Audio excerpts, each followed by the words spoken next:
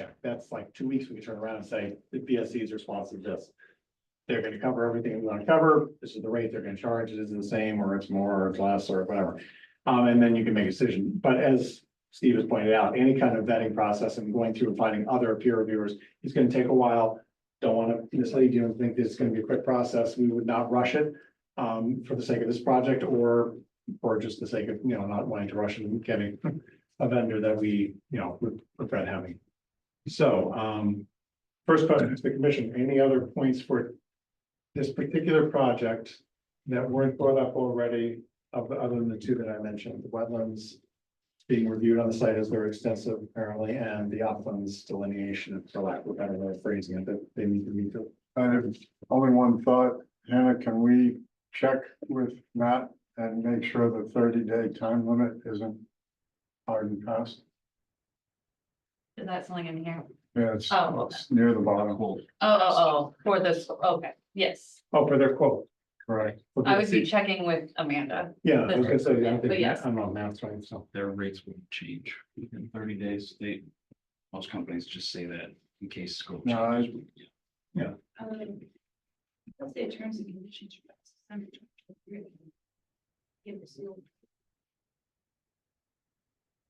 I'm down.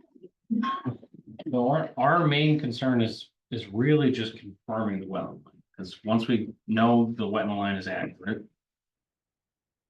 The other issue is confirming the ratio of upland and wetland on the site. Is Right. that an us issue, or is that more planning zoning issue?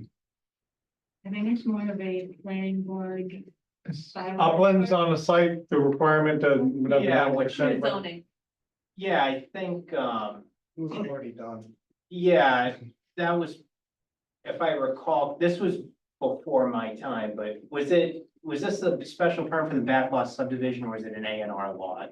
Actually, both, but yeah, it's a Okay. back lot with an A and R. Yeah, because I know that there's the requirement for the 90% of uplands or 90% of the minimum lot area needs to be uplands. Right. I think that's the requirement you're looking at, Right. which I would believe that was included, but I can. Is that a zoning or? That's a zoning bylaw requirement. If that's already complete, If it is. Yeah, It was- which, It was part of the planning board process. so then our only concern is just Wetlands confirming the delineation. wetland line. I think we can just go back to BSC and just say. Just do a wetland delineation and write us a report, Isn't this, easy peasy. is this a priority? Was it? She's wondering if it's priority habitat. Yes. For And we what? did file with Natural Heritage and got a response back that they don't have a problem with single family homes. Like, Hannah, you have that, I think? Yes, think I so. do have that. And I can share that. Is it just Don't- box I turtle? think I forgot to share. I didn't say what it was, but I think it is, Yeah. because it's that whole name for the box. Yeah. Okay. I don't think we need BSC to like come in to meetings and like provide comment. I think we really just need them to know that they agree that the wetland line is where they marked it on the plan. Give us some pictures and a report. So who does the delineation of wetlands? Scott Hine did, from Northeast Ecological. He does a lot of our wetlands, so. So confirming that, and if it is accurate, then by whatever it means, they may need to do a site visit out there, whatever. I assume, that might simplify, speed up and reduce the cost substantially and keep things moving along in the direction that they, potentially need to do. We do have 0 disturbance, 0 to 25. No disturbance. Right. Can I ask the board something? Yes. Just a quick question. Why, just in the future, just talking in general, couldn't the commission, not asking you to do this, but couldn't the commission go out for another applicant and find the wetlands, find their line, and charge the applicant? The commission find the line and charge you, the applicant? Right, Commission doesn't directly charge the applicant. but I'm saying, could the commission in the future, you know what I'm saying? I don't believe the bylaw. Opposed to having the applicant pay an outside source That's a Department of Environmental Protection requirement is that the applicant pays for peer review when it's justified and warranted and asked for by the commission. So it's a state regulation basically saying that. But could the commission do that or no? I think it would be a conflict of interest, because then there's a cost to like what we see. Technically, Okay. I could go. I'm out just, and- yeah, I'm just trying to, I'm Yeah. always thinking of ways to. Well, I also Yeah. imagine that if it could have been done in the past, it would have been, and I believe probably the answer is no, not legally allowed, because the state says Okay. you need to have, the applicant needs to pay for this at the requirement, but it has to be a reasonable fee. I mean, that says it right in the regulations too, so you don't feel it's reasonable amount, you have the right to do what you're doing right now, which is to bring it up and see if there's some way they can be adjusted. Mhm. Sometimes they are able to adjust things, I guess, and other times the answer is this is what they're charging, and the applicant usually agrees to do so. It doesn't come up too often, but it has happened before. So, Michael, is Yes. there a second aspect to his question? Is the commission either by any individual or as a whole as qualified as a peer review to evaluate? I think that because we've been through so many changes recently, that we're kind of handicapped right now, I and we would- need peer review to help us. The peer reviewer is also putting their license on the Right. line doing that. And it's one thing for like, being a volunteer on a board is you probably don't want to put your professional. That's the point I'm getting Yeah. at, sir, is Thank you. peer review is a much more accomplished, skilled and specialized service than what we could provide, even with our collective knowledge. And Is it's that fair? intended to be independent. Is that fair Yeah. without Right. insulting my colleagues? No, no, it's not insult. we in fact have had a situation in town where we required a peer review of the applicant had an issue with cost. We went to the DEP for a hearing because the applicant chose to do so. The DEP sided with us that the request to have peer review was reasonable, given the scope of the work and the type of project it was, which was residential development.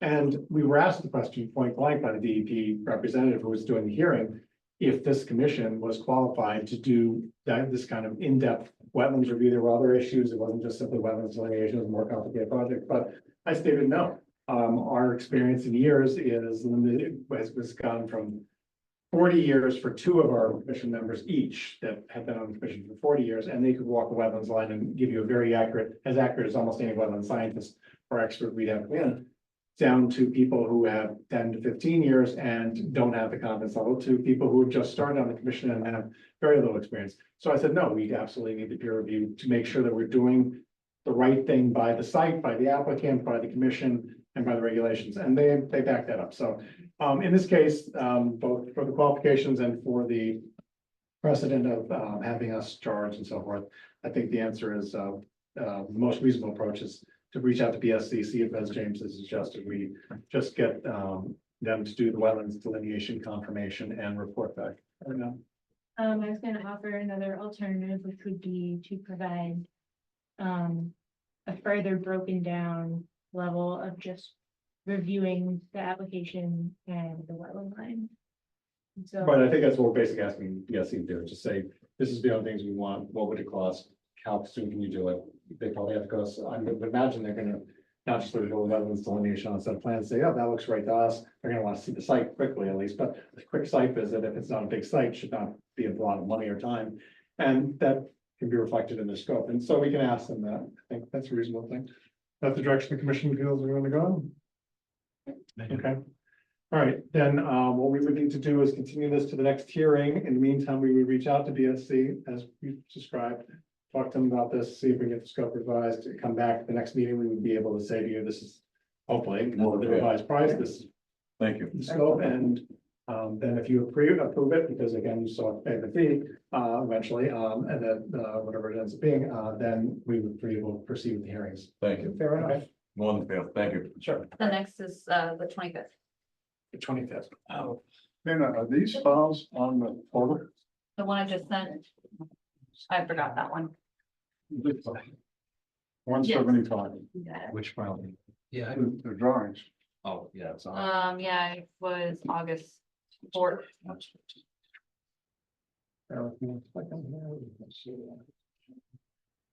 Okay. You don't mean October 25th, you said the 25th. October 25th is the Friday. Okay. I was just not- Somebody said October, I thought in the back of my mind. That was I'll already. say. Yeah, okay, so, Above and beyond. commission members, I will accept the motion to continue this hearing for the 175 North Street project, to the evening of, September 25th at 7 p.m. So moved. Second. Thank you, James. Second. Okay, any other discussion? In the meantime, we will reach out to BSC and as we've discussed, September 25th. Question. Yeah, for September the 25th, applicant. Does that work for you? Yes, absolutely. Yeah. Is there anything else that you folks need on our end? At this point in time, I don't think so. I think we're just gonna ask questions. You've heard what we're gonna be asking them and describing. We understand what your request is. And the scope of the project isn't, I mean, if something changes dramatically in your scope of the project, then we certainly need to know that. Bill knows. Okay, let us know. All right, so we have a motion, a second, any other discussion? Hearing none, all in favor? Aye. Opposed? Okay, unanimous vote, thank you. So we will see. Thank you back in folks very much. 6 months. Thank you Appreciate very it. much. Thank you.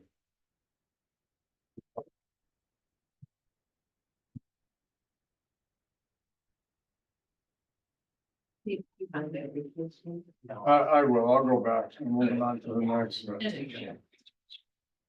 Okay, and the next hearing is for Route 156 Hartford Ave, improvements on Hartford Ave. This is a notice of intent, a new hearing for area within the buffer, 100-foot buffer zone. DPW is the applicant.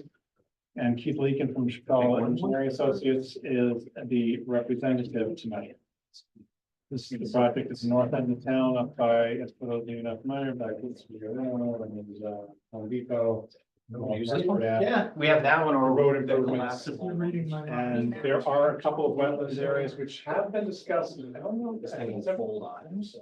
Let's see if James is here. When James comes second, I want to. James, and Steve, you guys remember having this discussed before, a couple months ago?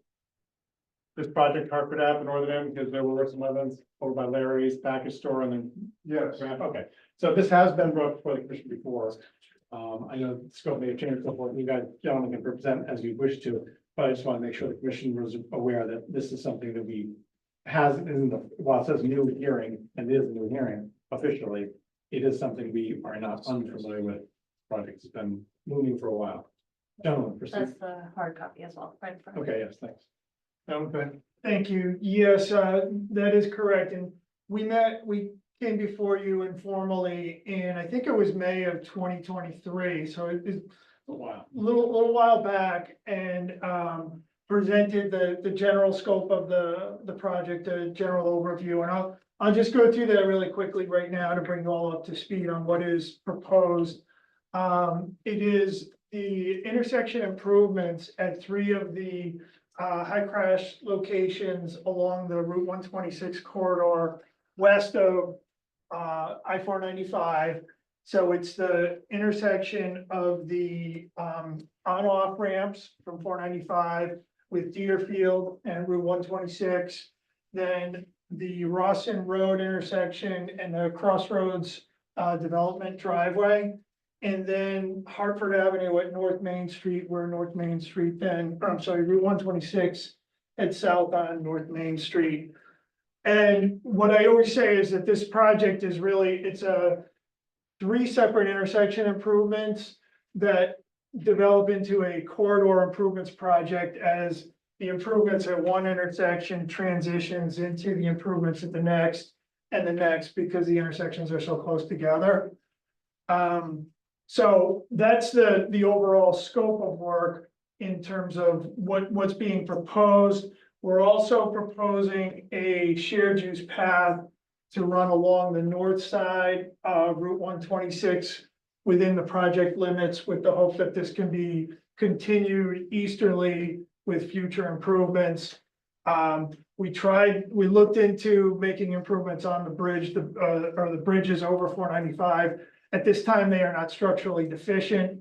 It's also a significant cost, so the project limits have been established where they are, and this project has been a really good cooperative effort with the town and the Department of Transportation and MassWorks, which we have received a grant through MassWorks for funding for the project. Mass DOT has provided some funding, and then there's funding through the town. Could you just briefly, for the public's interest, just shared use corridor on the northern side of the road, could you describe what that means to the layman? Okay, so that's a paved path that would be for use by bicyclists and pedestrians, non-vehicular traffic.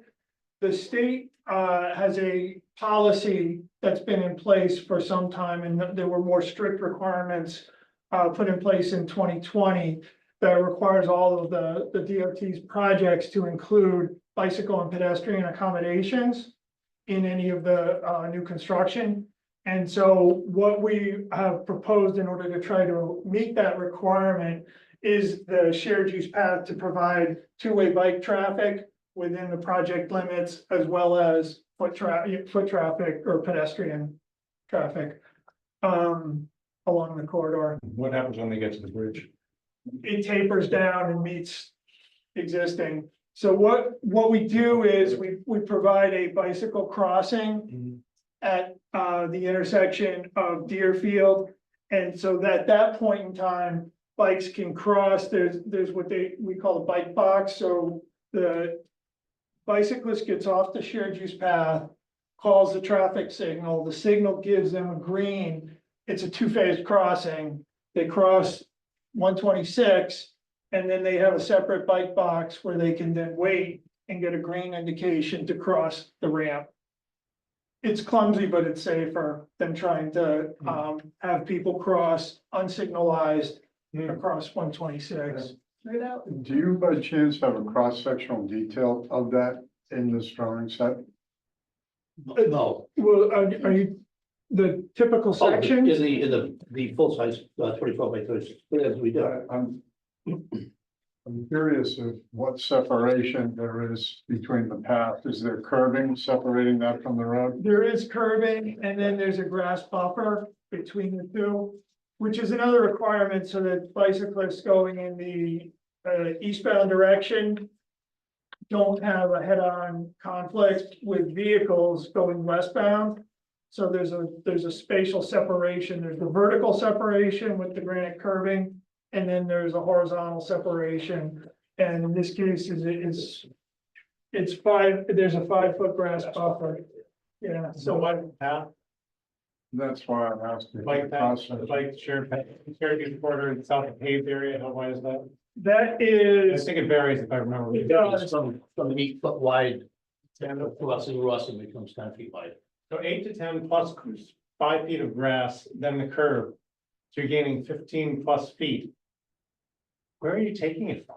The houses. there is an acquisition. Oh, the whole length, okay, yeah, I just wanna make sure, that's what I understood. Yeah, it's- Gonna be the case, but Correct. that's quite a bit, okay. Is that cross-section in this, That should be part of the submission, right? Is that- Yeah, And in addition, gentlemen, just to be clear, we're adding for these left turn lanes, I think we're adding an entire lane, aren't you, on that far side? We have two that make left turns, Two left those turns. three intersections, but one continuous westbound. Correct. As is the case currently, so we basically are gaining another lane of traffic plus the corridor. And how wide is the road lane being added? oh, it's an 11-foot. 11, so 11 plus 15, so it's 26 feet you're going into. Wow, from the existing curve that's there now. So. No, I was wrong about that. Where's the what? Stormwater. Oh, well, the stormwaters are gonna get to, I think. right Yeah, now. that's, So I'll let you gentlemen. that's part of the story. We are, Well, this is good. we're talking about traffic, which isn't really our purview. It's good information for us to have an understanding of the overall project, but I don't want to get sidetracked and get belabor into whether crosswalks are the right distance and so forth, because that's not our area of expertise and or regulation.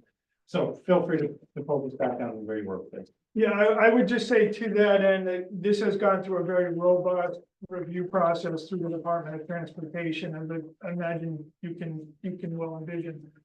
And the traffic elements of this get very, very thoroughly reviewed, and so we've met the obligations of the department. We're currently at the 100% stage with the highway access permit and the review process through the department. We have got an approval from the district of the roadway cross section. And so we're gradually crossing. There's a lot of hurdles to cross in the process. We've gained a lot of traction over the past year, And, that's really what's now brought us before you, where we now have a pretty well-established footprint for the roadway project. When we came before you last, there was two locations that we were intending to provide our stormwater mitigation.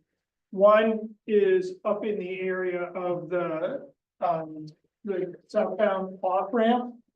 What we're doing with the proposed design shifts the ramps further to the west so that they better align with Deerfield. Right now, there's a stagger there which impedes the flow of the intersection. So that creates additional space within the state highway layout. In the area before the embankment goes up and becomes very wooded. So what we are proposing to do is put in a standard 4-bay infiltration basin and then a swale that joins the existing swale where the water drains to now. And what this does is this not only takes the water coming off the road, there's a high point roughly right at about the gas station. And that's the divide between the water going east or west on 126. So this picks up the water coming down the hill as well as intercepts water, which is currently going into the closed drainage system on 495. Intercepts that, brings it into an area, an infiltration basin where it can be treated. And then rejoin the existing drainage system on 495. That's the scope at the easterly end. At the westerly end, and I don't know if it's you, Adrian, but Aria, I'm sorry. But I think it was you who mentioned that we should look into the monitoring wells at the gas station. And when we did, we found that there was contamination back here. And this is no longer a suitable location for any kind of infiltration or any kind of work back here behind Larry's. So we had to abandon that as a viable solution or way to treat the stormwater coming down. Is just a quick question then, is the area that you had identified with the wells right in the corner there, right behind the gas station that's on the mobile? Or are they further back the monitoring wells for the gas station? They're further back, but they're scattered enough that this is somewhat of a cartoon here. What you're seeing, this is a very schematic depiction. The area where we would have had to put the infiltration was much closer just because of the topography. Right. This really drops off in here and it would not have been a viable location either. So, yeah, it was closer, it was within the limits of the wells themselves. And is that property privately owned right now? And are they gonna have to do remediation now that it's been discovered there's contamination? Well, they've been doing remediation, They have. so what I directed them to was the SCP Searchable Sites database, with the release tracking numbers. So it has like what's currently going on at that site and like where the wells are located relative to their project. Which like, if you've ever been to that gas station, you know, driving over all the monitoring wells, like more monitoring wells. Is than that what gas. those are monitoring ones? Yeah. Like those big tanks that are in there. Some of them. Okay, thanks. So that area is now out. What do you have as an alternative? So what we're proposing to do at this point in time is take the water that's coming down North Main Street and divert it into a storm scepter unit, which takes the trunk line coming further down the project limits and picks up the drainage coming down before it goes into its point of discharge and into the wetlands, intercepts it, and then sends it into a storm scepter unit that would then discharge into the wetlands in the vast wooded area to the east of North Main Street. White Pine Barrens. And so this comes from meetings within the DPW, and what we collectively agreed was that it really made sense to propose something that the DPW has the facilities to maintain. They're currently equipped to maintain the storm scepter units. So we looked at a few of the other treatment devices, but if they don't get maintained, it's not going to serve its purpose. So I think we all agreed that made the most sense. And it's been sized, or it's proposed to be, or as sized to treat the water quality volume coming down North Main Street. And so that's really what's put us before you. This is really the only actual area where we're within the jurisdictional, or the 100-foot buffer zone. And so what we wanted to do as part of this project is to make this proposal, these improvements, and incorporate them into this project. And just so you know, Jesse is on, That's not Zoom, fine. just in case you have a DPW question. So the calculations for what comes down 126 from the third intersection there, the one that we're just addressing. The volume of water is sized for what size maximum flow before it impacts and comes out of the storm scepter and is treated into the wetlands, which is a white pine barren. Well, it's, based on the flow rate for the 1-inch capture volume of the storm. So that will treat 80% or provide the 80% TSS removal through, and then the remainder would bypass, similar to, it's just an inline unit. But the hydrodynamic separator is sized to handle that water to that water quality, that first flush. Right, so like for a 4-inch storm, for a 100-year storm, I'm trying to get an idea of the volume, the maximum then that it's been calculated for overall rainfall. You want the 24 hour? Well, yeah, 24-hour, I guess, instead of 1-hour areas, and I'm just saying, that, I'm just trying to get a sense of how highly it's sized before it discharges into wetlands that didn't have that all coming in there before, because where was the water going before it was coming down the road? Just further down to, there's a low point down further south and then into the wetland. Just not treated. Just untreated, correct. Gotcha. Well, the basic thing is, basic change is the same amount of water is coming down. It's just, it's gonna be treated as opposed to, or 80, at least 80% treated. Correct. Okay. Thank you, that's helpful to know. And it's part of the effort to try and, where we're seeking grants for various, funding sources. It helps to demonstrate that this project provides all of these different types of benefits to the community. You do have, stormwater calculations in this section. Kind of. What else is gonna have to read them, but. Yeah. Get that far through it, at this point in time, probably the first read through it. I didn't know how to read them.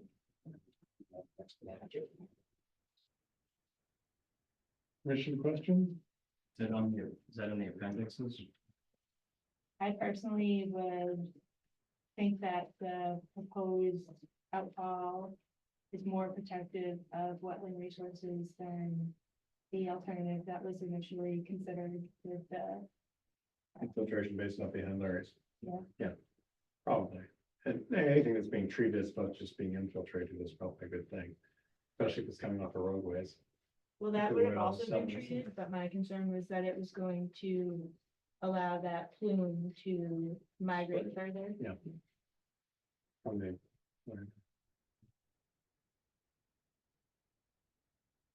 And Steve, any additional observations, questions? Fine screen, I'm sorry, quick question. You want that screen on? Up to Steve. This one.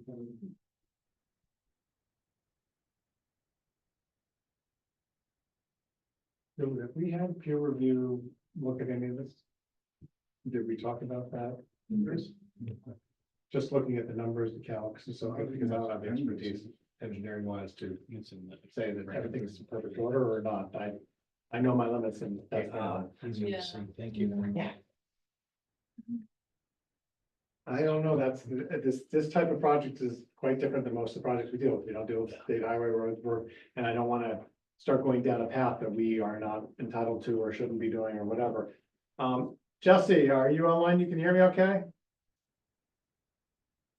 Can you unmute? Yes, yep, I have you. All right, Just thanks, Jesse. Quick question for you.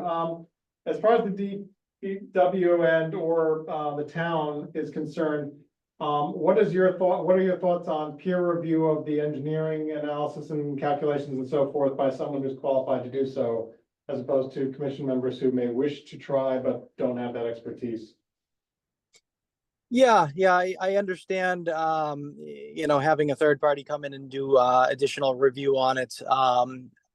I don't know that there would be any, downside aside from the financial aspect, of having any additional scrutiny, or suggestions made on any of the proposed plans. I'm a little bit newer to the process, dealing with the commission and whatnot. I understand where you're coming from. We don't want to go down a path that maybe isn't warranted, but at the same token, I see the thought process behind it, to rule out any possible implications that we may inherit as a result of this. It may be worth, investigating further and having another opinion on it as well. For the 495, thanks, Jesse. For the 495 ramp curve there and the detention infiltration basin with the 4 bays and so forth, how, is there anything there now, or is it just a depressed area that just gets water running down into it? It's a little slow area. I've driven by it hundreds of times, but now look down beside as I'm trying to make sure I don't get hit by a car. So it has nothing for any kind of structure. So everything that is being created in that area is new. Correct. Right, Or there's no maybe- treatment here, there's some drainage ditch, we tell, maybe high stormwater flows that might run down. Right, but it's just a ditch, Yeah. just a channel for the water to flow, no treatment, no 4 bays, no, okay, so that area is a new and expanded area. It doesn't have a lot of wetlands around it or anything, obviously. Being isolated like that, it's more the other area that's concerned with being jurisdictional more and more pressing as far as making sure. I think that we're covered and we have everything that's been looked at that needs to be. What's the commission's thought on this? I think we have some wetlands on the south side of that. The south side, what? This is, I think, a lot line, so it might be different than. This is like, those. So are there wetlands right around where your finger is? If this where you're referring to, we do have an area that was delineated. However, it was when our wetland scientist evaluated, we were able to plot it up. It doesn't meet the size and volume requirement to be a jurisdictional wetland under the act. But it is in that area. But that's, yeah, there is a little depression right in this area here that we did have flagged. I'd recommend marking that out as an IVW. It is on the, Oh, it's on the big plan. it's on the plan, and it's on the plans that were part of this filing. Well, we take a look at her laptop. She's got an area that she's identified on the laptop with the plan, but I'm not seeing that reflected in this plan here. They're different enough. So this is, it's like the curve, but I think it's based on property lines, so we always might be a little farther up. And then there's this. Yeah, that's further down south off the, down where the ramp, the on-ramp comes in, Correct. and So it'd be at the bottom of the curve there. on the Yes. plans Up there. yes, It's kind of off view. it's off the It's- project limits, but it's, yeah. It's down in this minor there's some wetlands over here, and Yeah. it continues on down here. Okay. All right, so So that's outside the limits. This is the 100-foot buffer zone to that wetland that you were looking at. Okay. Good to know.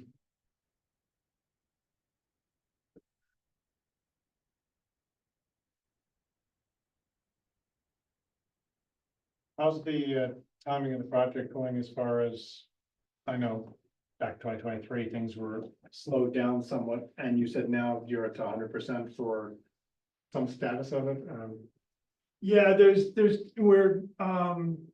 a town portion and then there's a state highway. The state highway limit is right in, it's almost halfway, around a third of the way from the Rawson Road intersection to the off ramp or the ramps.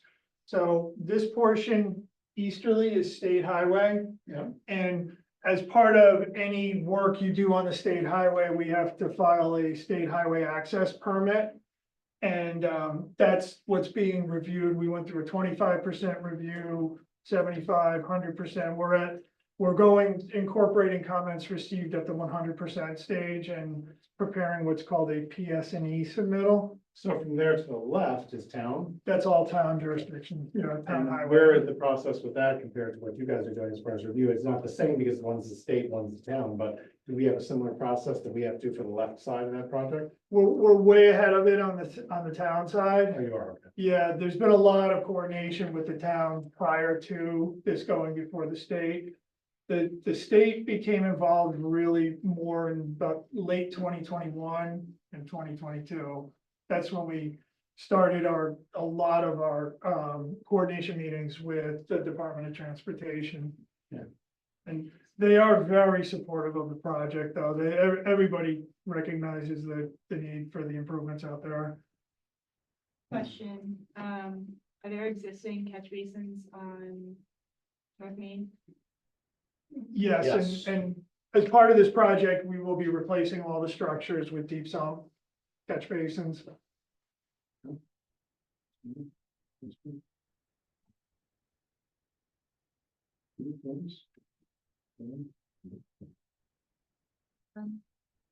Soil generated during the activities, how much do you think and where will it be stored?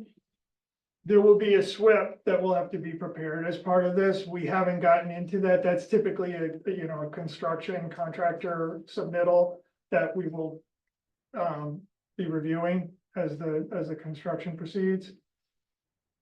You have an idea of cubic yardage you're expecting? We do know that. I don't know that off the top of my head right now. It's obviously the volume is much greater within, because there is a lot of earthwork Yeah. happening at The other end, ramps. there's very little because you basically are using. It's all mill and overlay, yeah, yeah. So, and it would be the sidewalk first. Okay. So the question, I think, remains, do we want to see about, and if so, how would we both phrase it and or request it?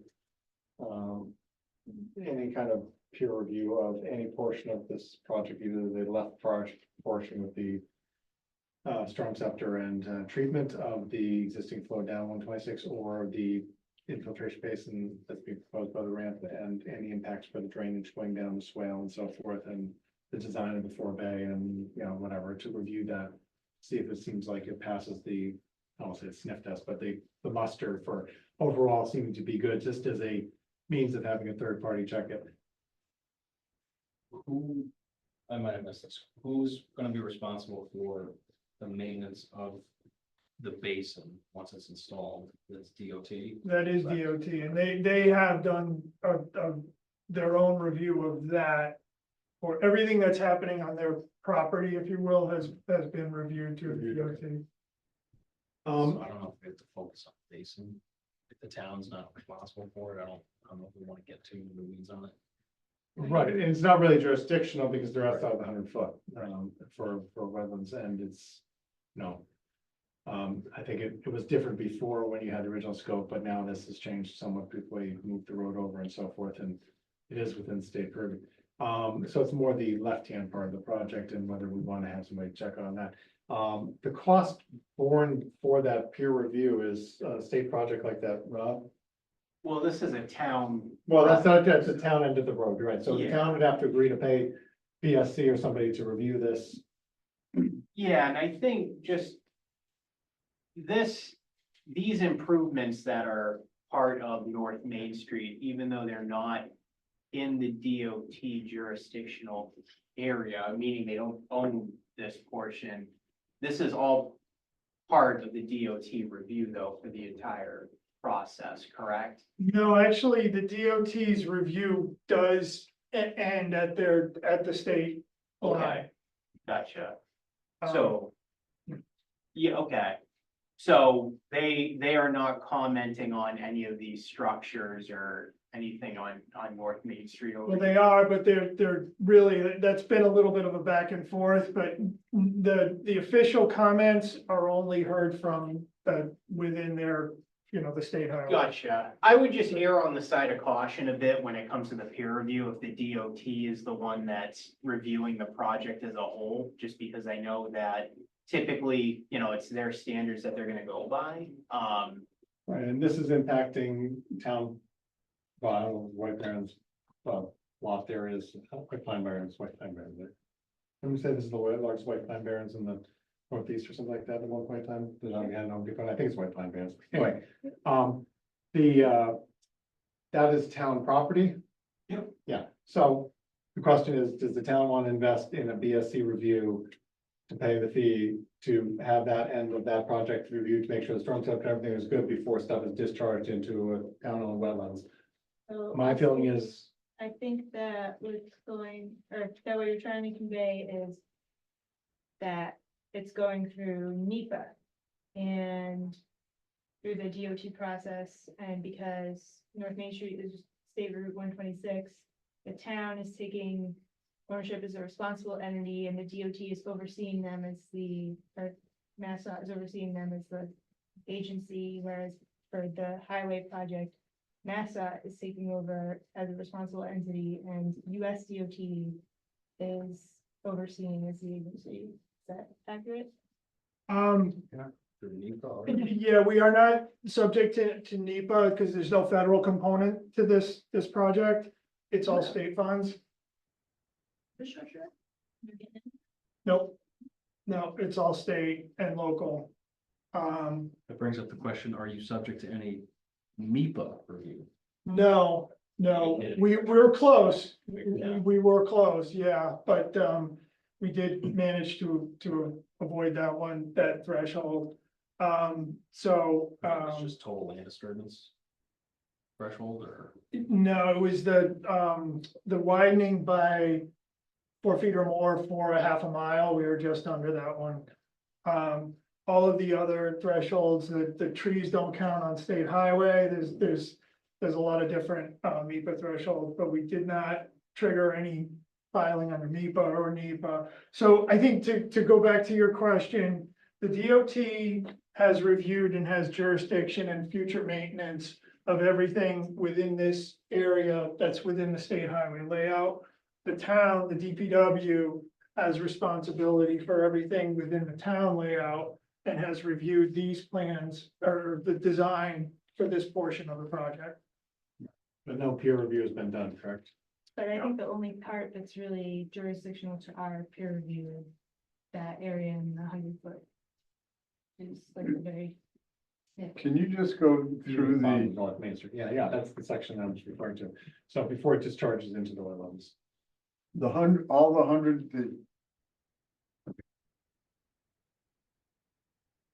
16,000 square feet of impact is exactly where? That's all pertained to this right here. I put the numbers in there, just to show you, this is what's gonna be impacted in this area, even though it's not considered jurisdictional wetlands. So the only real actual impact, and this is what was on the actual submittal form, is the 64 square feet in the buffer zone Okay, for the installation of the storm shelter. And I'm more concerned about not so much the installation and the impact of the installation. 64 feet, the square feet is not a big deal, but the effect and whether it's, engineering wise, that it's gonna be, to handle everything that's gonna come out into it before it again discharges into a town-owned resource area that's a valuable resource area and one of the rarest in this part of the country, from what I was told years ago. so what was it? The White Pine Barrens. Okay, So down behind Home Depot, as you come up 126 there, Right. that's all White Pine Barrens there, and it's one of the, I was told years ago anecdotally, it's one of the largest areas that's left in the Northeast.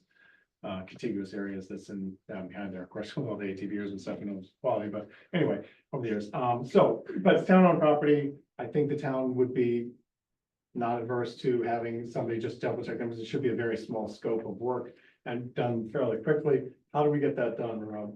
Well, I would just define the scope, which it sounds like what you're looking for is really just to make sure that the structure is sized correctly for the water quality volume. And there would be no negative adverse impacts that we know of that they could comment on for flow, for treatment, for whatever else into the resource area. Sure, and I would agree. I think, I think just defining that scope and making sure it gets in the right hands, that would be the way to move forward. Okay. How does that impact you, what you gentlemen are up to doing? Us having that review done? I don't think that would impact, I mean, I don't foresee that. I don't taking think a long it's a time. problem. I'm sure the numbers will probably run just fine by you guys, and I'm sure what vetting the town's done so far will probably help back that up, but again, just to cover, all the bases, I think it probably is warranted. Do we feel qualified, in the three of us, to come up with the scope to have BSC provide something and back to us on, so we can get a fairly quick turn? Okay. That's really just a drainage study. is what- Yeah, just however we phrase it to them so that it's clear to them, so PSC doesn't wander around and do a big project out of this. Yeah, It's focused and fairly narrow, and we can get it done in a timely manner, because I don't think it needs to be dragged out. I think numbers will be what they are. Okay, so having, Can I ask one yes, question? Jeff, And it's probably more for us. What happens to the water if the storm scepter is not emptied on a regular basis? maintenance that fails, or, there's a. It what? so then the water flows down on top of the street, correct? Doesn't make it down the storm drains? Well, go into the woods. It goes into the It wetlands goes into the untreated. wetlands on trees. Untreated. Yeah, I guess you mean like if it actually literally gets plugged at the structure? Or if it's just not maintained. It's not maintained. Gets and that- clogged. Yeah, if it can't get through, like, eventually it's gonna just push its way, and then if it ultimately gets full, then it would back up through the pipes and out into the street, you know? Out of the structure. Do you have a cut sheet of the storm scepter structure you're That's proposing? not in this, but did Is you, there any variations? there are, yeah, Yeah, ready to go.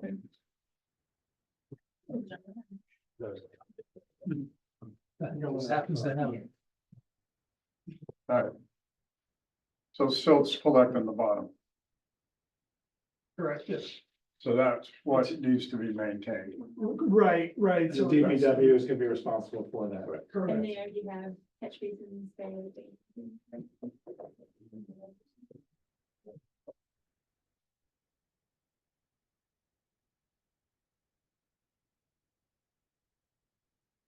Yeah. Keep that. Can I keep this? Yeah. Thank you. Okay, Steve, additional question? Nope. Okay, so, I would, accept a motion, I guess, at this point in time to continue this to the next hearing, and in the meantime, we would reach out to BSC, try to see if we can get a proposal for a drainage calc study of that Peer one review. 26 peer review, thank you, peer review, drainage calc study, to particularly focus on the storm scepter and the impact on the, discharge into the wetlands resource area, and get them to provide both a proposal, and since we're the ones approving it, we don't have to go back to you gentlemen, we would have the town approve it and ourselves or whatever approve it, and we would give them, if it's a feasible amount. Sounds- Well, it might be covered under a budget that they're working under for something, so we would run and show it to them and let them. Certainly, if you gentlemen were willing to pay for it, that's fine. I'm not sure, I got the understanding that the left side of the project is on town. Yeah, but I think they're working for both, working with both. They're working on behalf of the town. Do you have funding Stages. available if we need to have a BSC review and the town had an issue? That's the question. I believe so, the Okay. soft costs can be covered on. I'm not just saying they're gonna be large costs and we hope to move this along, so it may be in everybody's best interest to whoever's willing to pay the bill, but first thing first, we have to get BSC to come up with something, give us a proposal, see how fast we can get that done, and then hopefully by the next meeting, we'd be able to come back and have a plan in place with the cost associated and the determination of who's gonna pay and is it gonna go forward and what's the timing gonna be for that? I think that makes sense. Does that make sense to the commission? That's to me. Okay, so I'll accept the motion to continue this hearing for Route 26 Hartford Avenue improvements to the evening of, September 25th at 7 PM. With the intent in between now and then to have BSC provide, the earlier mentioned, I'm not gonna repeat it. Drainage stuff. So I accept the So motion. moved. Thank you, Aaron. Second. I'll second. Thank you, Don. Any other discussion? All in favor? Can I ask one Okay. more question? of Sure, you, go ahead, gentlemen? Brendan. So how do you get the solids out of here? Big long spoon.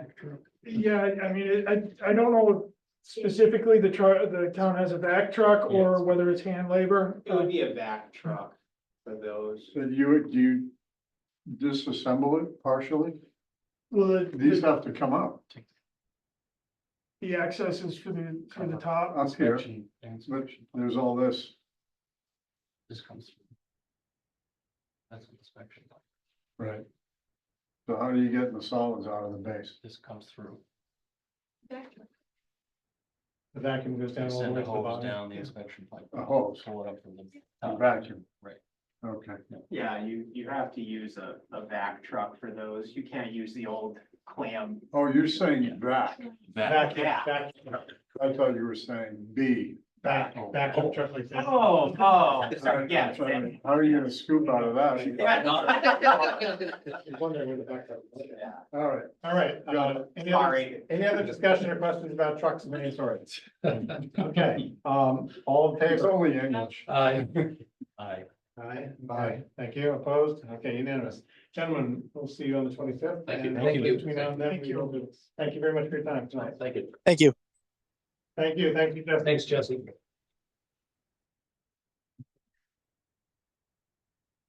Do we own the back? A contract. Actually, it's wrong. Yeah, I got a vacuum in the back. Big shot back. Yeah, yeah. I've seen the actual. Let's see your back. Yeah. We tape the oric to the tailgate. Oh, it's just you with a Dyson, isn't it? Yeah, that's it, yeah. Okay, so we have a continued hearing for notice of intent for 66 Stephen Road. Proposed septic repair within the 100-foot buffer. Buffer zone of BBW. Michael Rice is the applicant and Margaret Bacon, Ecosystem Solutions, who is online with us tonight. Thank you, Margaret. Is the representative tonight, and I understand we received at the nick of time a DEP number today. Yeah, so hopefully we should be all set. At the last meeting, we talked about providing a construction access road on the plan. So we did put one to the left of the house. I don't know if you want me to share the screen. Is it necessary? I mean, I shared it with them, so if they. Yeah. Does anybody in the commission want to have Margaret share the screen, or are you guys good with the fact that they're gonna go around the left side, the right side of the garage into the backyard? I saw Mike mowing the grass out there, cause I live 2 houses away, so I know he's getting ready. They moved the fence, what's that? No, I'm not about to directly. Okay, so we have a DEP number, we have, Board of Health approval. For the septic system, we've talked about the location, the storage of stuff off-site, we move directly off-site, pretty much the materials won't really be stored on-site, there's no room. As the construction proceeds, it's a necessary septic replacement, anything else, any other questions? Anything else we're missing, Margaret? You got everything Oh, I covered? think that's it. In terms of special conditions, the only thing I have from the past meeting is you guys mentioning the placards on the fence. Right, That's it. placards on the fence, and obviously with all the usual erosion control protections. What are we using again, Margaret, for the erosion control while the work's happening? Say that again? Erosion control while the work's happening, what are we using? The typical straw wattles, it's, Oh, well, okay, yeah, it's pretty flat yard, so I don't think we need a whole lot of retention. well, they'll be in and out of there rather quickly. Okay. Any other questions? I'll accept a motion to close the hearing for 66 Stephen Road. Issue a order of conditions, I've got that from Don. Thank you. Second. Second. Thank you, James. And the discussion? All in favor? Aye. Opposed? Unanimous vote. All right. Thank you, Margaret. You're good Okay, to go. thank you. Thank you. So you're gonna just get notified when she's ready to do her thing here? Yep. Okay, all right, we're right on here. Okay, we have candlelight, we have a continued hearing notice intent, Candlelight Lane parcel C, construction of an earthen berm within a 100-foot buffer zone to the BBW Southern Realty LLC is the applicant, and Dale McMillan is, if he is the representative. We have Lauren and James, who are they? Did they continue? No, yes, they continue, they're for something else. Okay, there's something else, okay. You ladies, either of you here for this? Yes. You're here for this hearing? Not No, for this. no, not for that hearing. You're here, I hear. Okay, I just want to make sure I got anybody else in the room that might, or. No, I have additional business to. Okay, that's fine, we'll bring that up in just a moment. Absolutely. Okay, so, this was a request, we did a site walk, was it last week? Yep, Saturday. Last Saturday, yeah, there were a number of us there, and that was good. We saw, the site, walked down the hill, saw the flow that's been happening down to that pipe, that projects in from the upper end of the parcel C, and talked about the berm and the fact that berm's gonna require taking out a bunch of trees, and how effective will it be in the long term, just for Ariane's sake, since she wasn't there. No, it's fine, just so you're up to speed, so they talked about the berm itself, and so I know it's an earthen berm, the most effective solution according to Dale and everyone else present would be to drain the water out of that area at the low point, rather than just put it up behind the berm, which may eventually infiltrate, fail, also have to be maintained by the DPW and so forth, in a wetlands area access, it's gonna be through people's properties. Better to drain if we can do that, but that requires an easement between two people's houses.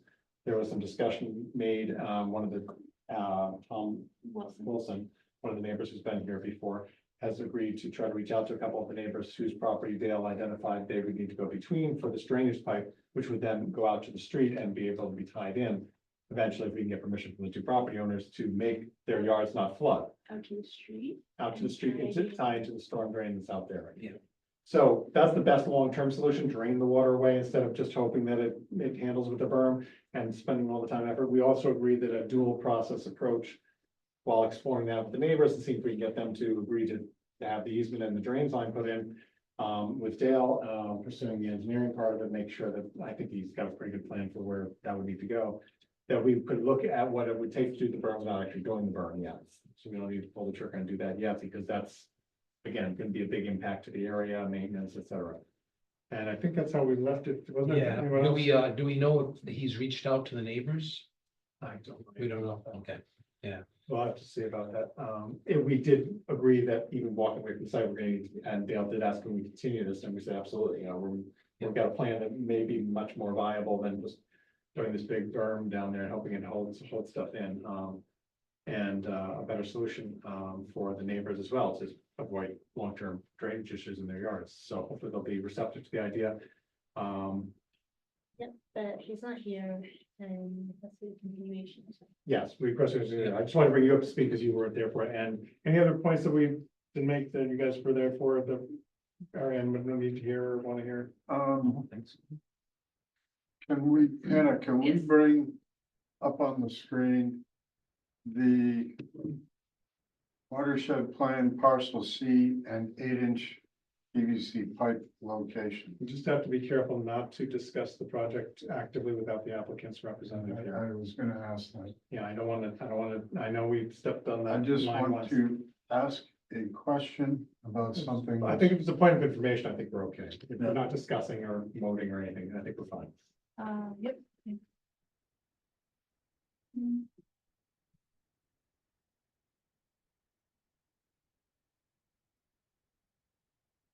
This one? Yes. Down here. So drag it up. What is that? Is that a storm drain in their backyard? Right beside the mystery pipe? That's a lawn drain, I believe. You're talking about the structure at the end? Yeah, Yeah, Just a depressed area the water flows into from the low point in the yard. correct. It's a, do we have a suspicion that the pipe connects to it? I'm pretty sure they mapped it to that lawn drain. They show it going 4 inches to the. Yeah, to the side of it, it looks like it's diverts at some point in time. Whether they would run parallel, I don't know. If that's in fact the case. So I have that pipe was cameraed, and I have some information I can share to the commission. I figured that it would have been shared from the applicant, but Do we have to wait, Mike? Again, we're now getting into discussing the project since they asked. for Okay, yeah, let observations. me- I think we should just continue to be on the safe side. There's no rush to do this. We're moving forward with the plan already. I Let's apologize. save those. No, that's good that you save that information, Rob, because we will want to hear what, if the applicant doesn't bring the camera information down at the next meeting or whatever. I don't know, did you guys have a sense of whether he wanted to do this just for 2 weeks, or we think we want to check in 2 weeks, Oh, I have an basically? email, I'm pretty You do, sure it okay. was the 25th. Okay. Because the 2 week point, we can certainly just check if the neighbors haven't responded, if he hasn't reached out to them, if the berm work has got no more progress made to design it or whatever, or do whatever else he needs to do with that. I don't think there was a lot of tweaking. I think he had the berm pretty well. Yeah, I think he had to identify who one of the neighbors were, because he Right. thought it was rental. Oh, right. Yep, the next meeting. Okay, so I will accept a motion at this point in time with the applicant's representative not being here and having requested continuation to continue this hearing for Candlelight Lane Parcel C to the evening of September 25th at 7 p.m. So moved. Second. Okay, all right, thank you, Steve, second, thank you. Any other discussion? Questions, comments, okay, all in favor? Aye. Opposed, unanimous vote, thank you. Okay, that concludes the major items on the agenda. However, we do have a couple of other business, and we do have some people in the room and or online who may need to be or wish to be heard about various issues. So I will let Hannah take the lead on these remaining items. Let's start with you guys there, in relation to the first topic. Yes. Hi. My name is Jackie Vargas. I am not a town, I'm not a town resident. I am a resident of Millville. And I am coming before you to ask for permission to hunt on one of the lands that I believe is being overseen by the commission. I was unaware until today that we actually needed permission to hunt on town property. As it was always like my understanding that town property was public land that could be hunted on freely. So I don't know, I'm not sure if it is the hunting per se, or if it's just the having the personal items in the hunting area that is the full issue. So I spoke with Ms. Crawford today, just to get more information so that so that things can be done the proper way. So I'm here for myself as well as my husband and his brother, as we typically would hunt together, most of the time. My husband's been hunting in Bellingham for about 20+ years. And again, we were unaware. We had gone on the town's website. He had told me previously he had done so. And we didn't find anything on the town's website. So it was, I guess you could just say, from not being educated in that way, that we've been hunting there, I myself, for the past 5 years. Is this at Arcan Park? Or So the side of it, I believe it is across. Adjacent. Yeah, it's adjacent Okay. to, yes. The general area is good. Yes. Yeah, what did I'll we, show them. yeah, what did we just say about this when we talked about hunting a number of meetings ago? There's nothing in the town bylaws at all, or is there something that is very vague? I More of looked, that. I did look, I Yeah. tried to look and I did not Yeah, find and- any bylaws itself. So unless it's somewhere within. This has within been the- brought up to us months ago by a similar situation where there was some activity hunting wise and or activity evidence left behind by hunters that property is being hunted on, and the concern of the commission is that if people need to give notice, how do they do so, and who do they do so with, or the town or whatever. Town owned property, as you said, is public land. Right. However, it doesn't mean it's not unregulated in some ways for activities and uses. You can't just go in there and ATV your way around. Oh, absolutely. Not that Okay. you're saying you would, Correct. but so there are some restrictions. So Yes. I don't think we ever got anything firmly defined or a plan in place after that. Well, let's hear what Hannah has to say. Yes. Let's hear what Hannah has to say. Well, I can tell you. I will have to, this has been 6 months since I last looked at it, so I don't have the exact number, but there is a regulation that states that if they are wanting to hunt on town property, they have to go to the respected commission If it's not conservation, then they would just go to select board, but since it's specifically conservation land, they're coming to us for permission. And so we have to approve it, but after that, nothing, so that's where it gets gray. There's no There's enforcement, no like application process. there's no application, there's, Is this I, under conservation restriction? Is it protected open space? is this protected open space? Yes, right, yeah, I would say yes. Well, that's a legal description. There's a Article 97 in the state of Mass. It's protected open space. It's like a deed restriction. So that is different. This is protected open space because it's land that was granted to the Conservation Commission for the purpose of conservation. Which could include but hunting? still, yes, That just means a no net loss in land. but essentially. in the past, our conservation agents and conservation chair, they did not approve of hunting. I'm not saying that we necessarily agree. Certainly don't. But it also almost never came up to my knowledge. Yeah, in no one ever 15 years asked. That people, Yeah, so people were just doing what they were doing, whether the commission was actively aware of it or doing anything about it or not. I think we just want to make sure we're operating within the proper purviews and that you're doing. giving Absolutely. notice to whomever you need. Right, and that's why I came tonight, Sure. to, to ask for that permission. I completely understand, like, having, what's the word I'm looking for? Having, not permanent, but, removable structures like a hunting blind, for solely during archery season. We don't like to go there during, shotgun because there are hunters that go there and hunt with shotguns that walk around the woods, and we don't like that. We don't feel safe during that time, and the other part I expressed today as well, was when, we do understand there are walkers that walk the paths, that walk the trails. And they too, because there is no signage, that they should be wearing hunter orange, like we are required to as hunters. I had to take a hunter safety course in order to be able to hunt in the state of Massachusetts. And in order to get my sportsman's license, to fish, to hunt wherever I would like to in Massachusetts. So I understand and follow all those laws as well as my husband and his brother. Because I mean, we want to be able to continue to hunt and to fill our freezers every year. So we're not sports hunters by any means. I don't care if it has a big rack on it. It can be a doe as long as we know that there is no younger fawn with it, because we are ethical hunters. And so you're on site, let's say down by our Camp Park, and you're Yes. doing your hunting, and somebody from the state DEP comes by or whatever. Environmental. Sure.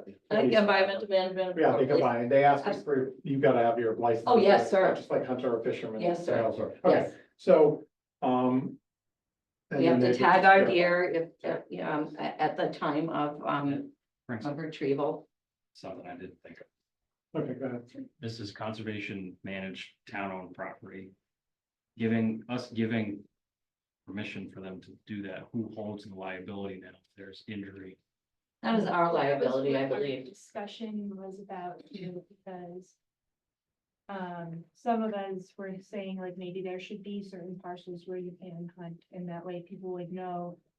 Like, this is a hunting parcel and that would be designated on our new site. So it is listed in the state regulations that you have to be, I believe it's 250 feet off a walking trail.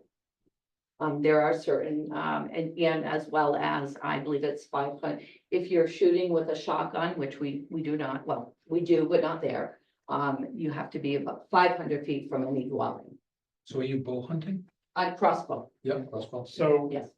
roadways, dwellings. 500 Roadways, feet dwellings, they have to probably. be at least 250 feet away. Well, We need a. Well, from a road. From a roadway, I don't know that offhand, I but, suspect you'd have to be. right. Maybe the 500 like the dwelling, but. right, so, Okay, yeah, so I think we have a liability concern issue that as James mentioned, I think that was mentioned at the last time we had this discussion.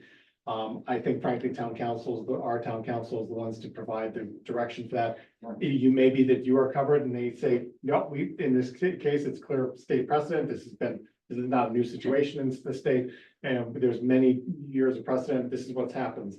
You're covered. This is what they have to do. They just need to understand that they're liable. If something happens to a resident who's walking by and is injured by a hunter, the town is not held liable, or Yeah, whatever. correct.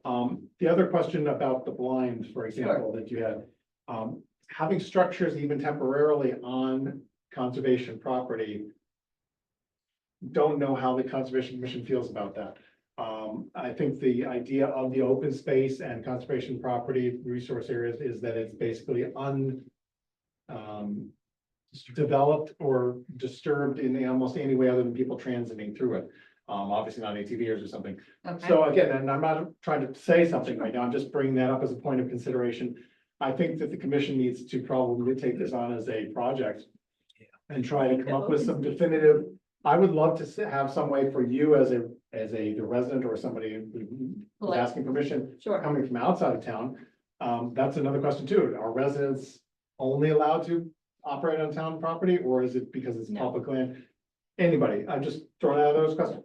And her hand's got the- so I would love to be able to have a system in place that Hannah, for example, is checked with for anybody who wants to go do something on conservation land as the town administrator, as the conservation administrator. And she has a very simple form. It says your name, your address, your phone number, contact information, should we need it for emergencies, whatever, as well as the purpose that you're going on for hunting with a crossbow versus shotgun versus whatever, the parcels or area that you plan on using. So we have a sense of how it's being used and so forth. And just a very simple, what's that? And like a little order of conditions.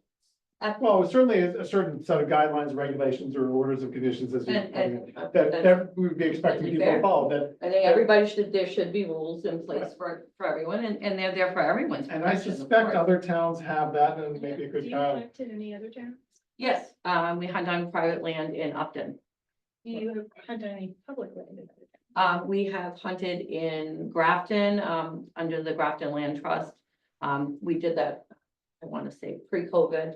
And there is public land in Mendon, that we hunt on, and you do not require. And I suspect that there are through multiple towns through Massachusetts, multiple public land areas that have their own rules and regs for people that want to come hunt and operate on. And we can benefit from garnering some of that information via our wonderful intern perhaps, or a slow project for. maybe.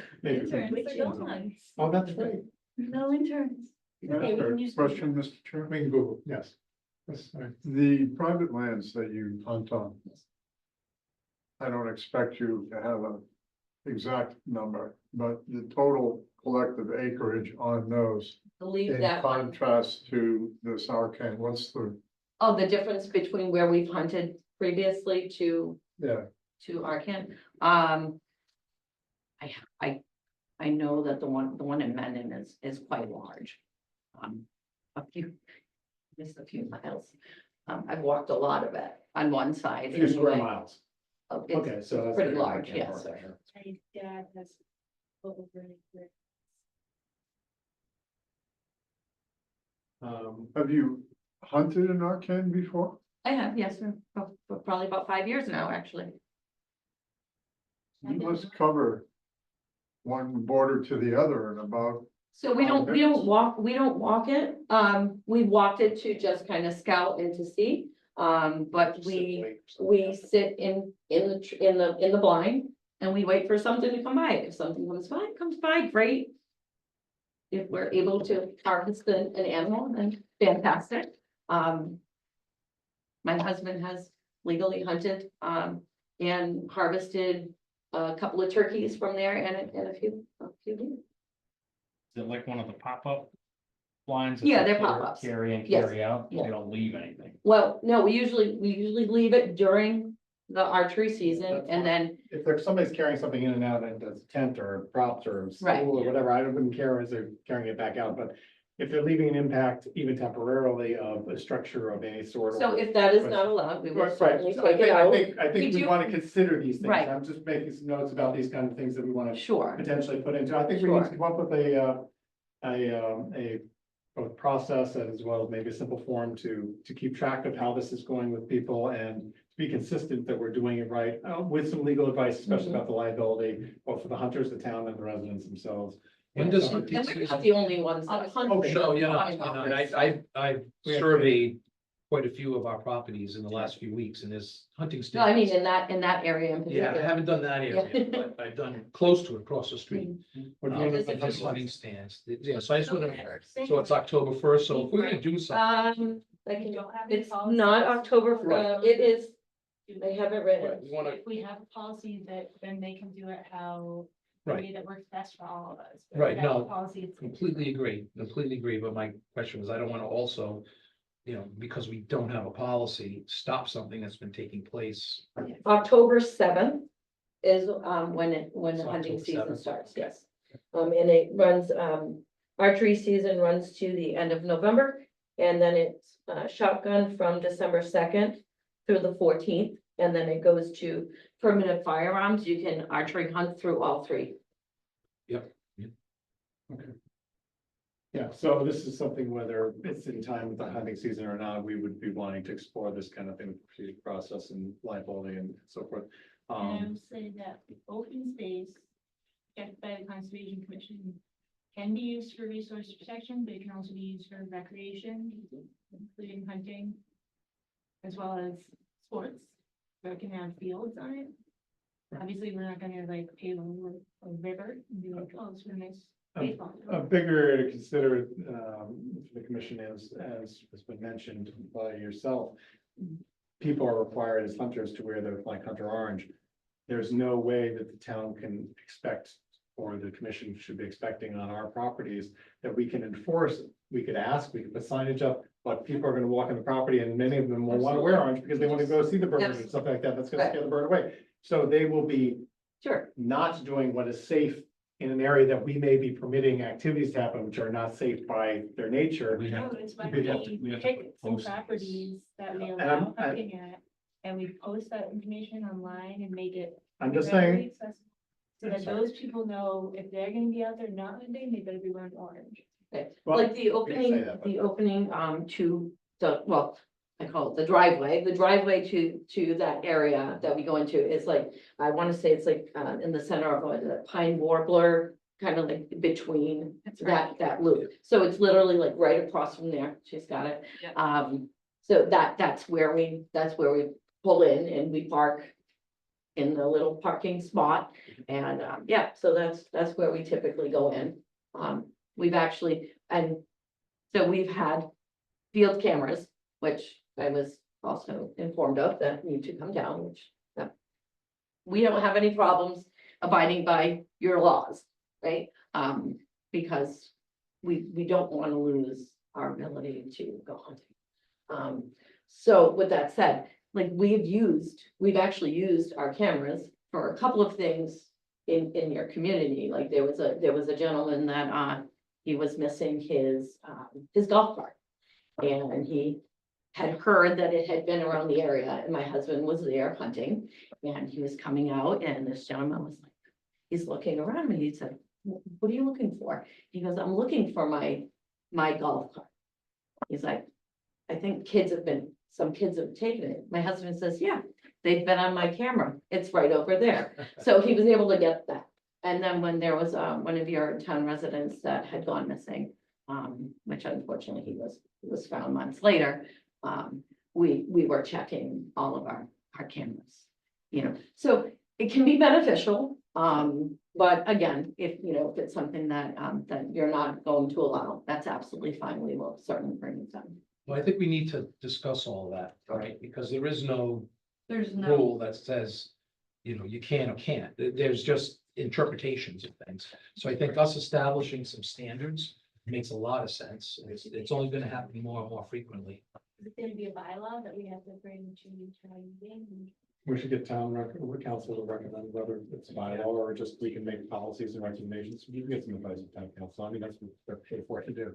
In my opinion, make sure we're doing this the right way, but we definitely have a plan. A need, perceived need, I think, by the commission universally here to Yeah. to move forward on this. The question I would have for tonight is, what do we want to say to this lady here as far as permission for hunting on the site. Since we apparently have her coming to the commission who does own the property, do we want to say yes or no at this point in time? We don't have to say we're setting a precedent forever. Down the road, policy could go into place which says no hunting on that property anymore at our camp park or whatever, or if we're selecting areas as our suggested perhaps. I'd say we proceed as We've been. we've been, and then Right. policy will come after. Okay. Which has been that we haven't been asked people. To Yeah, my we're not, knowledge. Yeah. we're not saying. Okay, yes. So We're not saying- proceed as going forward is just say, go away and do whatever you want to do. If we say we're giving you permission, that we have started a precedent and we're not doing what has been done before because. But are we setting a precedent if we say we're not allowing it? When we don't have. any- Absolutely. Yeah, you- Right, so you either could- way. You could also it's a- say, Either way is a I precedent. We're have. not making a decision, saying. Right. I have heard people say in meetings, we're not setting a precedent by this particular action. We will not be judged by this. How legally will it be held to and down the road? You can always sue somebody or fight in court if you want to, but I've heard people state that, I'm gonna do this now, or the commissioner of this group is gonna do this now, but we're not setting precedent that we can't say no down the road or yes down the road, to opposite of whatever we just said. We're not setting precedent that always be the case. However, we did have a meeting last meeting where we decided to have somebody move something off of an area because we didn't want to have a precedent started. Can I expand on Yes, that and add to this? On the last one, and I was.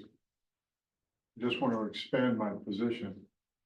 To not request the movement, we simply would have written that night the playbook for bypassing Concom.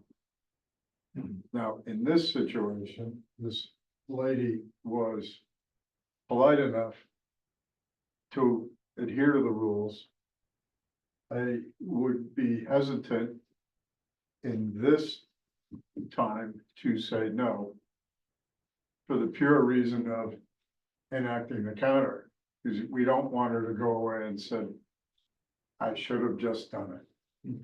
That and. Now, it's an if we informed hearing. change our position, as we've discussed, that's a different situation and down the road. And Marianne, just to point out, this is an informal discussion. This is not a hearing. Per se, it's not on the agenda. It's not being asked to be voted on or anything like that at this point in time, which is informational. She's come to us with information. We can act or not act on the information. We don't have to vote on anything at this point in time. We can just say thank you for your interest in your time tonight. Have a nice evening and do what you wish to do.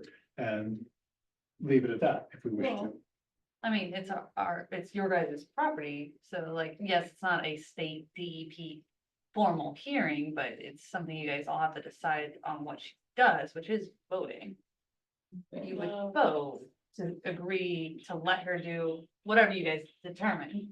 I don't Or think not. we're ready for that point yet, because we're thinking that we need to prepare to be ready, so I would say that if we keep it like. We don't really have the means to stop yet, and So, may I interject this for a moment? So we received a notice from your commission, asking us to, remove our equipment. It says temporary or permanent equipment, so which include the blinds. Mhm. So if that is still the case, we can certainly If that's the case. we can certainly do that.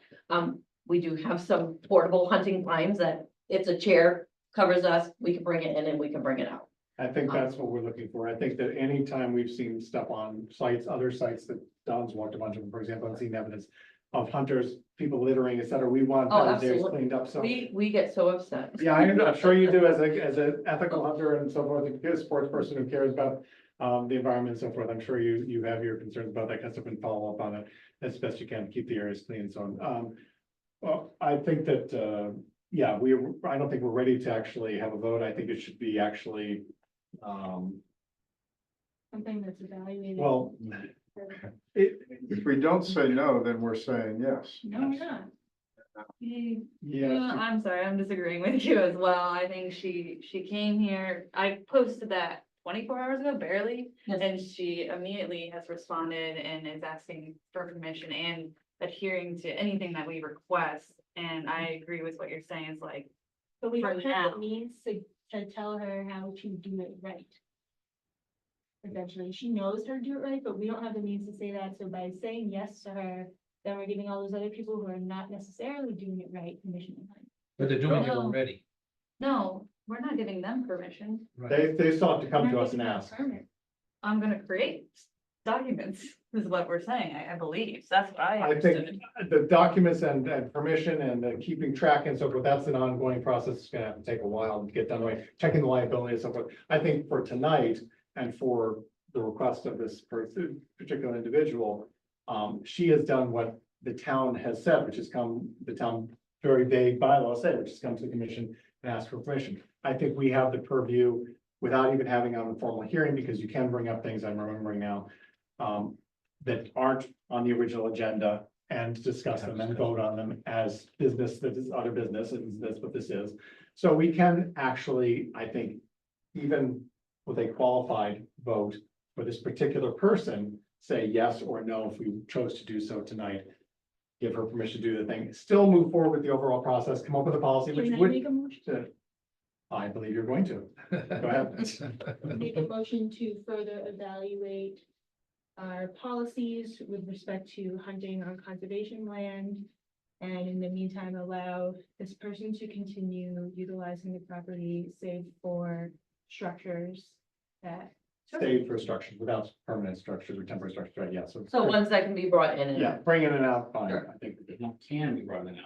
No, that will be, that will be brought Just in 'cause and they out. can be, doesn't mean they Yeah, will be. yeah, understood, yeah. Okay, And this is a thought that I have just for this scenario, not for all hunters. That since we don't have signage, going out next week or anything like that, maybe when you park your car, maybe a sign saying. We are hunting and we are hunting with this in the area. I have done that active hunt in progress. Okay, so then if people do walk the trail. And my they see husband that- always has one with his name if there are any questions or concerns. And it always has his phone number. So we can certainly post that on the outside of the vehicle. To give her a conservation commission permission plaque to put with that. So other people. there's walk no by. dumping beyond this point? Oh, that's the only thing I Oh, say, my yeah. gosh, right? I didn't know we were supposed to have that kind of, oh, look. I mean, I can create Not a- any not a document you would like. No, not a brass. It's a nice brass plaque. So we have a lot of discussion, we don't even have a second from Mary. I'll second that. Okay, so thank you. All right, so we have a motion and a second to continue, how do you phrase it, develop? Continue to review. Develop or further review our policies with regard to hunting on conservation property and allow this woman to continue what she has been practicing, save for any Ms. Warren? structures that cannot be. I'm sorry, say your name again for the record, please. Jacqueline Vargas. Jacqueline Barnes. Hold on a second. Jacqueline Vargas to continue the practices that she's been doing and except for any structures that she cannot bring in and out. That's fairly clear, I think. Yep. All right, Nice, I can. any other discussion about that? Motion. Is there any way we can qualify it to mean that? At any point in time, we can reverse or change that? I would hope after the Decision. season's over. Well, it's gonna take us a while to come up with this policy. I just don't wanna, I don't want us to do it on motion. But I can go. To the season. We have the policy, I think we can reach out to her and she'll be very receptive to our policy and probably even be present for us developing. I would be happy to, and I'm sure That would be if my helpful. husband wasn't working tonight, he would be present as well. Yeah. So there are three of us that hunt. It's myself, my husband, and my brother-in-law. Yeah, so I think maybe what you're saying is give her permission with a strict end date until, Providing we she have- follows all the. Yeah, or state- maybe not even a strict end date, just saying that at any point in time, we can reverse You- that decision. oh, yeah, No, once the policy is decided and created and approved by the commission / maybe town bylaw, if that's what it has to be, the town council says so. So then, and the town approves it, then it becomes law and effective, and then it will be what it is. And Sure. if you've been doing it wrong before, you have to stop. That's the law. Change it up. Okay, all right. So we have motion and second. Happy Any to other be discussion able to about follow. that particular? All in favor? Aye. Opposed? Okay, unanimous. Thank you very much. Thank you very much. I would like to just add, and I'm gonna be curious, Ms. Vargas. Yes, sir. I'm sorry. Although I voted in support of it, and I thank you for your honesty. Thank you. I appreciate I'm a that you little heard. curious if that space is big enough for hunting There's over 100 acres, at Arcan. the whole area, the whole area, We have some abutting lots that we. yeah. Because I just measured 2,500 feet from one line to the other, and that covered that, even me, in no time. Yeah, the abutting properties, I think would widen it out a little bit for. And there are, if you're able to get across the marshy, that marshy area, that goes all the way up to the cemetery. And there are walking paths over there too. Enjoy the season. Thank you, sir. I appreciate it. Ma'am, No, Oh, she's here with me. but I am a town citizen. Here there you in go. town. Well, Lived here for 40 years, and I thank you very much for giving me the permission. you're welcome. I That's appreciate it just. very much. Thank you for coming. Appreciate it. She needed more support. Next That's always Wednesday, open space committee. Always good to have. You never get enough of that. Yeah. We have two more people still here. Yeah. They're here for the test well driving. Thank you very much. No, that's your pen. Thank you, everyone. You're welcome. Thank you. I thought they I don't believe, they don't have to do, they can explain more, but they don't have to, You don't have anything on the agenda. it's because they just sent me Okay. an email and I don't believe they have to do a formal application. I'm pretty sure they're exempt, but they're informed. Okay. Thank you for being online and being patient. Can you identify the record, please? My name is James Cray with Wright Pierce. Thank My you. name is Lauren Thistle with Roy Pierce. Thank you very much. So you're here to talk about some wells, test well driving project down at the south end of town by Rutland Road, is that correct? Yep, that's correct. So we're working with the DPW on a well replacement project for their well 11 existing wells. So there's a well field over there near the water treatment plant. And we're in the process of working towards replacing 3 of those wells with new ones. So the first part of this process is drilling small diameter test wells, and that's what Lauren had sent over, a figure showing the existing wells and kind of like the area of where we're proposing to drill the new well. So the first part of this process, we would kind of find the ideal location for the permanent wells, depending on what we end up doing to replace these. So we're just here to get some clarification on what we need to do to move forward with this next phase of having a driller come on site to install these test wells so we can perform this phase of the project. And ultimately, assuming we find viable wells, this will turn into a permanent well installation similar to some of the other replacement wells that we've done in town. Most recently, well 12, we just completed with the DPW. So it'll be a similar project scope to some of these other ones. Well 7 we've replaced, and well 1 cross street within the last 5 years. So it's a pretty standard procedure for this, but we wanted to get some clarification with you as far as filing. Chuck Karen, who's our wetland scientist, he's on vacation this week, but he was out there recently. So we do have the wetland delineation that was done. We didn't send it to the board. The wetland limit line there, I expanded as much as I could, and I couldn't get the wetland limitation line to expand and show clearly enough on the one that's just shown there. Yeah, Lauren, I don't know if you want to. I see the marsh bog area clearly defined, but is the wetland limit line, which is a blue and white line that's 2 above on the key there, where is that on the plan? I'm just trying to pull it out and I couldn't again identify it.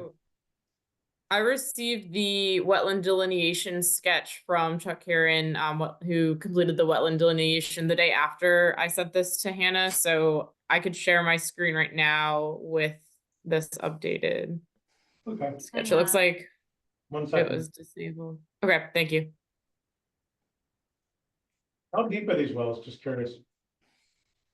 It'll be about 40 feet deep. So the small diameter test wells right now for this first phase of the project, will go in a 3-inch diameter casing, and that's to collect the data to design the supply well. Mhm. So 40 feet doesn't sound very deep, there's a lot of water pressure there. With 40-foot depth well. Yeah, so here's, Yeah, the pump would provide the pressure for Oh, the pump for does, the okay, well. gotcha. But the draw, I mean, the capacity is there. With only going down 40 feet, huh? Well, yeah, and that's what we're testing. I mean, Okay, gotcha. that's what we're looking for, to see what the capacity of a future production well would be. Gotcha. so this was the sketch Chuck Heron sent over after the wetland delineation. So see the three wells that these three wells to the north are looking to be replaced. The one to the south is in good condition still. Okay. And that's off of Rentham Road? Rentham Road is to the north or the upper part there, is that correct? So this is Yeah. Rentham Road, and this is where the site's located here, Yep, just I know north where it of is. the golf course. Yep, thank you. All right, so the black line that has all fingers almost around the three wells that are not doing well and could be replaced, is that the wetland line? Yes. Okay, just to be clear, I mean, so we're right around those, and within that area that's black outlined, you are going to be doing the tests, the small bore tests, correct? All within those? Wetland, So is it- south of where these wells are, the small diameter test wells will be installed south of these existing locations. So Okay, so you're not within, going up into the wetlands beyond the outside of the line, okay. correct. What kind of equipment / activity do you anticipate needing to bring into the site that close to the wetlands lines? A truck with a rig with a drill on it, pads, equipment, I don't know how the ground is there, how stable it is and so forth.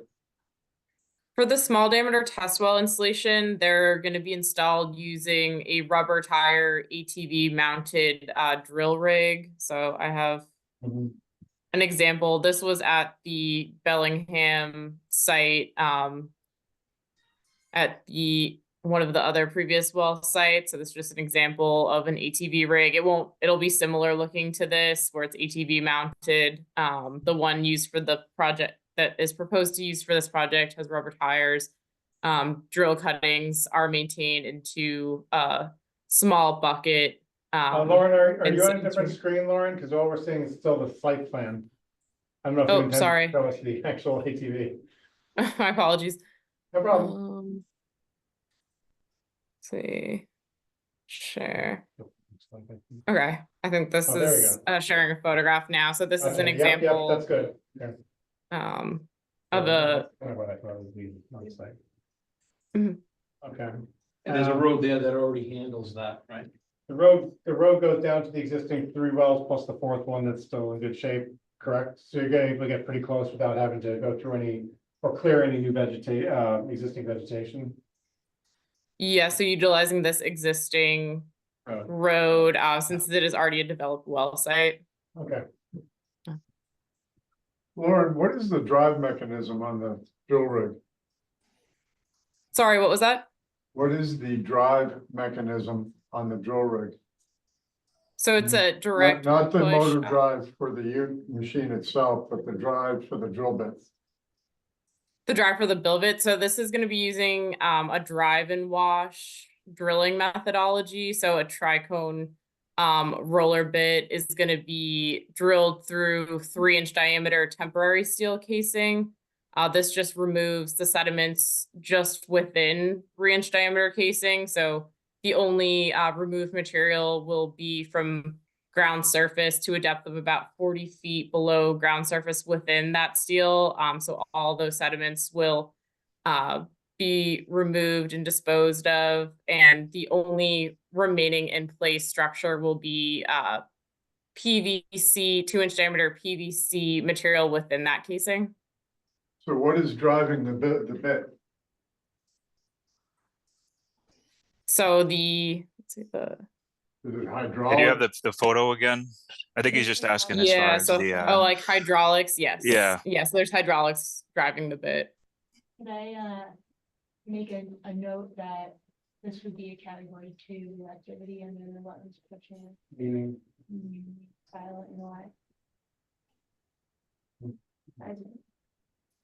because it's kind of like, meaning the level of activity is disruptive, but not potentially, but. Apologize, need to get my charger. That's what I'm saying, it is, that's. It is, but I think, well, I was gonna say, like, what they're asking right now Is, is. do they need to do an NOI, et cetera? Yeah. What's Well, the process, that's why I Are was. they only in, Uh, are they only in buffer zone? Or are they Looks like touching the well? they're going right through it. Those are the wetlands. Yeah. I think that's mass mapper. But those wells are what's existing, right? Those Yeah. are- So those are where- existing wells and Let's this go site, Slightly away from the wetlands line, in 310. interior to the finger, look. 310 CMR 10.03 C, activities subject to notice of intent, is category 2. A, the exploration for, but not the development, construction, expansion, maintenance, operation, or replacement of public water supply wells or well fields derived from groundwater. Requires an NOI. So yeah, just even the exploration of it, not the construction. Well, because, see, that's different than what's in the minor activity within a buffer zone. So if they're not touching the wetland and they're only within buffer zone, activities that are temporary in nature have negligible impacts and are necessary for planning and design purposes, e.g. installation of monitoring wells, exploratory boring, sediment sampling, and surveying and percolation tests for septic systems, provided that resource areas are not crossed for site access. It's not septic. No, that's an example. Those Planning don't and design require- purposes, monitoring wells, exploratory borings, sediment. Well, if all those things are the case, then it doesn't require an NOI, Right. according to the As lawyer. long as it's only within buffer zone, it doesn't cross a resource area to access the site, which it. Are you crossing any resource areas, Lauren or James? no, it'd be using the But existing access. My last question is there any hydraulic leakage in the process? No, everything is contained within this area and there's no hydraulic leakage. So there's no drill mud, it's mechanical drilling just with a bit. Correct. There's no drilling mud or drilling fluids used during this process, just water. I'm more concerned with hydraulic oil leaking out of the machine. Like a spill. still, As Just the, leaking. We could all the require- lifts that we use, we have to diaper. Correct, we could require them to have spill kits and booms. and all Yeah, that. every driller brings on-site hydraulic spill control. right, okay. So the question is, do they need an NOI or do they not need an NOI? It sounds like we've got conflicting information here that one would indicate with a minor without crossing wetlands, which they're not doing, that they don't require it. It's not complicated, it's too much. So either do, I think they do an NOI. I mean, do you guys have a problem doing an NOI? No. Because you, as we're hearing, one of the commission members saying, you may need to do one for the actual work itself after the. Yeah. Right, done anyway, so this could be put together and do it 2 for 1 kind of thing and save yourself some. Down the road. That was what I was gonna ask, because we more than likely will need one for the later phases when we actually do the permanent installation.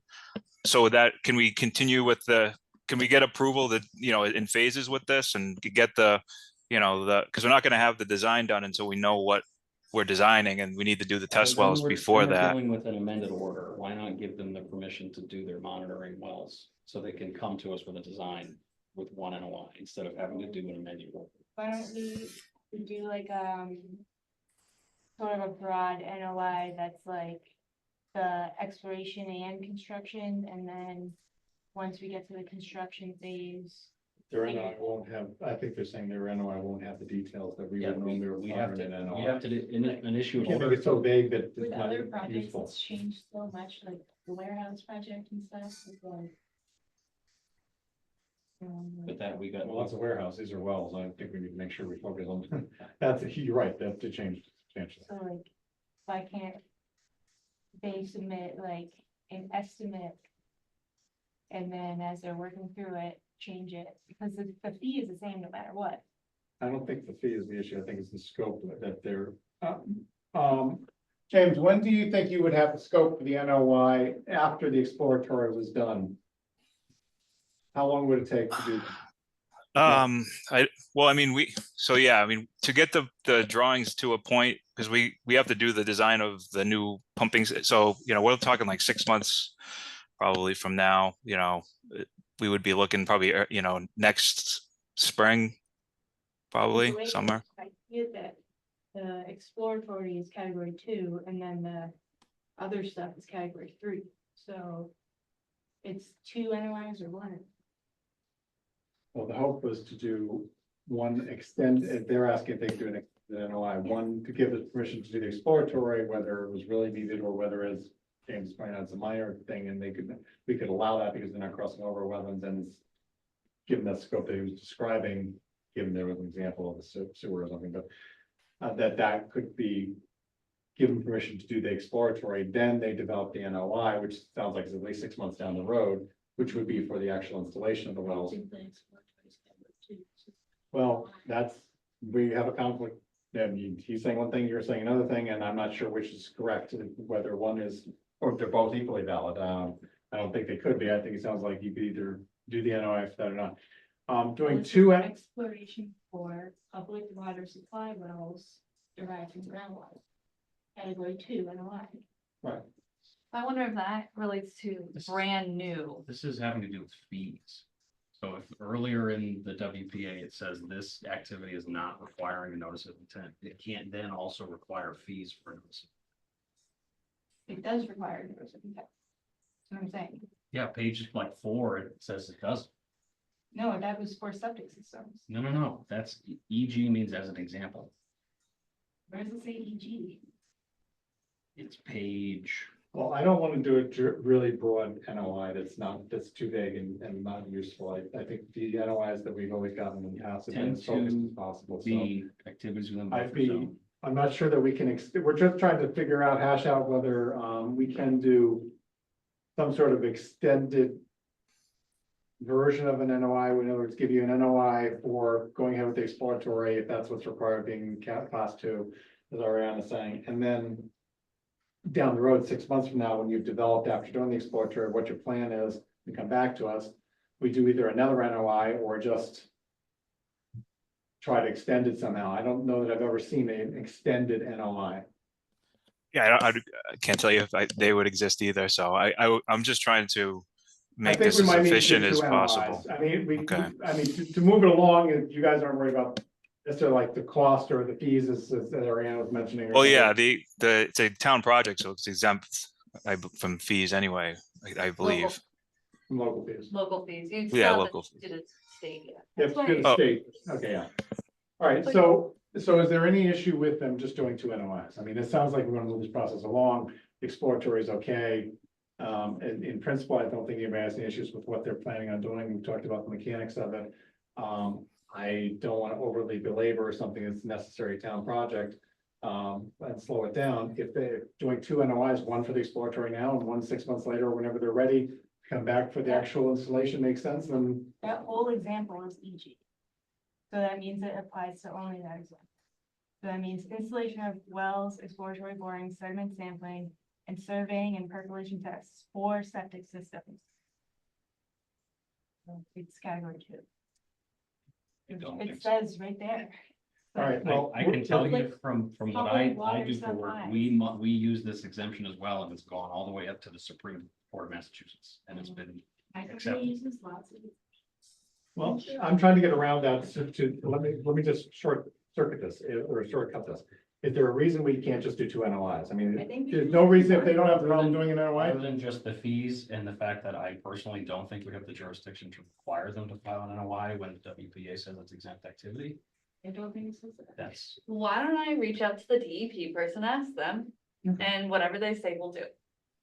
fine with me. Okay. Gotcha. All right, so we're gonna get you all an answer in the Great. near future via Hannah.